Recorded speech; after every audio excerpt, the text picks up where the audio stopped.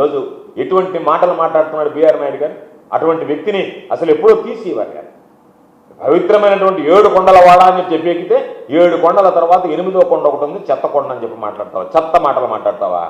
భగవద్గీత గురించి, భగవద్గీత ఏముంది దాంట్లో? మొహాన్ని ఉమ్మేస్తున్నారంటారు. మొహాన్ని ఉమ్మేయటం లేదు బిఆర్ నాయుడు గారు, మీ ముఖాన్ని ఉమ్మేస్తున్నారు. భగవద్గీత అనేటువంటిది ఈ సృష్టి పుట్టినప్పటి నుంచి ఉన్నటువంటి, కాబట్టి పరమ పవిత్రమైనటువంటి గ్రంథం, ధర్మాన్ని ఏ విధంగా ఆచరించాలనేటువంటి గ్రంథం. ఈరోజు తిరుమల తిరుపతి దేవస్థానానికి వెళ్తే మీరు పాపం ఏమి చూస్తూ వెళ్తున్నారో, ఏమి చూస్తూ వెనక్కొస్తున్నారో తెలియదు, కానీ ధర్మో రక్షిత రక్షిత అని ఉంటుంది. ధర్మాన్ని కాపాడండి, అది మిమ్మల్ని రక్షిస్తుంది. ధర్మాన్ని ఆచరించండి, మిమ్మల్ని రక్షిస్తుంది అని చెప్పి రాసుంటారు. అటువంటి ధర్మం ఏ విధంగా ఉండాలి, ధర్మం ఏ విధంగా జయించింది, ధర్మం ఏ విధంగా ధర్మబద్ధంగా నడుచుకోవాలని చెప్పి మానవాళికి బోధించేటువంటి ఒక పవిత్రమైనటువంటి గ్రంథం ఈరోజు భగవద్గీత అయితే దాని గురించి నువ్వు ఇష్టారాజ్యంగా నీ నోటుకు వచ్చినట్టుగా నువ్వు మాట్లాడావు. అదేవిధంగా దాన్ని చూసిన తర్వాత ఆ వీడియోలో ఒక పక్కేమో దాంట్లో ఏమి తప్పు ఉందో నాకేం కనపడటం లేదే అంటాడు.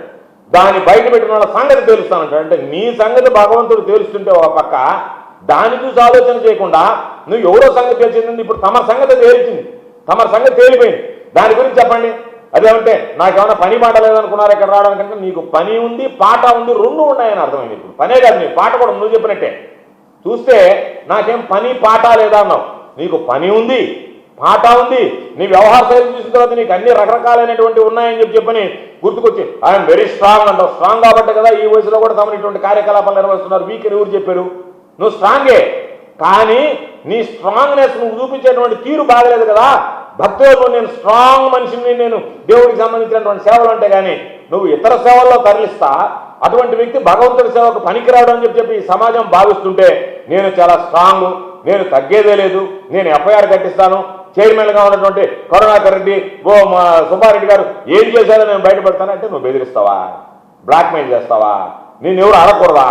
అడిగితే నా చేతిలో ఛానల్ ఉంది కాబట్టి నా ఇష్టార్థంగా వ్యవహరించి మీ అందరంతో ఆ ఛానల్లో చూపించి తేలుస్తానని చెప్పి బెదిరిస్తే నీ ఉడత బెదిరింపులకు భయపడే వాళ్ళు ఎవరన్నా ఉన్నారు అనుకుంటున్నావా? మేము ఎవ్వరం, నువ్వు 5 సంవత్సరాలు 10 సంవత్సరాల నుంచి చూపిస్తున్నావు మా మీద, మేము ఎవ్వరం నీ ఉడత బెదిరింపులకు భయపడేవాళ్ళం లేవే.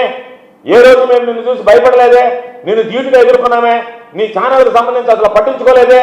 ఏమాత్రం నైతిక విలువలు లేనటువంటి వ్యక్తులు, దేవుని సేవకు పనికిరానటువంటి వ్యక్తులు, ఈరోజు అటువంటి వ్యక్తులు నువ్వు నియమిస్తే వాళ్ళ నోటి ద్వారా అసహ్యమైనటువంటి చండాలమైనటువంటి భాష బయటకు వస్తే, వెంకటేశ్వర స్వామి ప్రతిష్టను ఈరోజు మంట కలిపేటువంటి పరిస్థితి ఏర్పడితే, ఈరోజు వెంకటేశ్వర స్వామి తన లీలలు తన మహిమలు ఏ విధంగా చూపిస్తున్నాడని చెప్పడానికి బిఆర్ నాయుడు యొక్క ఉదాహరణ, బిఆర్ నాయుడు ఉదంతం ఒక ఉదాహరణ అని చెప్పి ఈ సందర్భంగా తెలియజేస్తూ, కాబట్టి మీకు భక్తి లేదు, భయం లేదు, శ్రద్ధ లేదు, నిష్ఠ లేదు.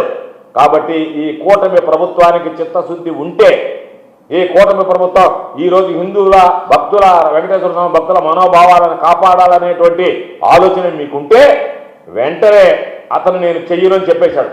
చెయ్యడు, ఎందుకంటే అతనికి ఏమీ ఉచ్చ నీచాలు లేవు, కాబట్టి నైతిక విలువలు లేవు అనేది అర్థమైపోయింది. కాబట్టి మీరైనా సరే ఈ ఆలయ యొక్క పవిత్రతని ప్రాశస్త్యాన్ని కాపాడడానికి బిఆర్ నాయుడు లాంటి అతని వ్యక్తి చేత రాజీనామా చేయించండి, లేదంటే అతన్ని వెంటనే ఆ తిరుమల తిరుపతి పాలక మండలి చైర్మన్గా రద్దు చేయండి తప్ప మీ స్వార్థ ప్రయోజనాల కోసం మీకు అనుకూలంగా మీడియాలో చూపిస్తున్నాడు కాబట్టి ఈరోజు ఎవరి మనోభావాలు దెబ్బతిన్నా పర్వాలేదు అన్నట్టుగా దయచేసి వ్యవహరించకండి. ఇప్పటికైనా ఒళ్ళు జాగ్రత్త పెట్టుకుని వెంకటేశ్వర స్వామి సెంటిమెంట్ను అర్థం చేసుకుని పైకి మాట్లాడతా వెంకటేశ్వర స్వామి అంటే నాకు ఇదేం చెప్పి లోపల నువ్వు చేసేటువంటి పనులు ఈరోజు భక్తులందరినీ కూడా నువ్వు ఏదో ఒక విధంగా మసిగూసి మారేడుకాయ చేయొచ్చు, కానీ వెంకటేశ్వర స్వామిని మోసం చెయ్యలేవు, నీ తరం కాదు.